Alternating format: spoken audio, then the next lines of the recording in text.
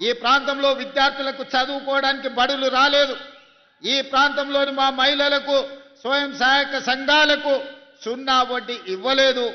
ఈ ప్రాంత రైతాంగానికి పండించిన పంటకు ఇంతకుముందు హెలికాప్టర్లో వస్తున్నప్పుడు మిత్రులు శ్రీనివాసరెడ్డి గారు అన్నారు, ఎక్కడ చూసినా వరి పంటలు వరి కోతలే కనిపిస్తున్నాయి, ఈ ప్రాంతంలో వరి అత్యధికంగా పండిస్తున్నట్టున్నారు ఈ రైతాంగం అని.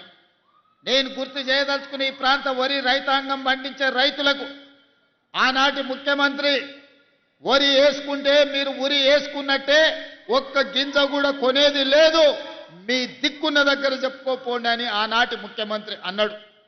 కానీ ఈనాడు ఇందిరమ్మ పాలనలో మీరు వరి పండించండి, మీరు పండించిన చివరి గింజ వరకు ఈ ప్రభుత్వం కొనుగోలు చేస్తుంది, మీరు సన్న వడ్లు పండించండి, 500 రూపాయల బోనస్ ఇచ్చి మిమ్మల్ని ఆదుకుంటాం, మీకు గిట్టుబాటు ధరనే కాదు వ్యవసాయాన్ని లాభసాటిగా చేస్తామని చెప్పి ఈనాడు మన ప్రభుత్వం నిర్ణయం తీసుకున్నది.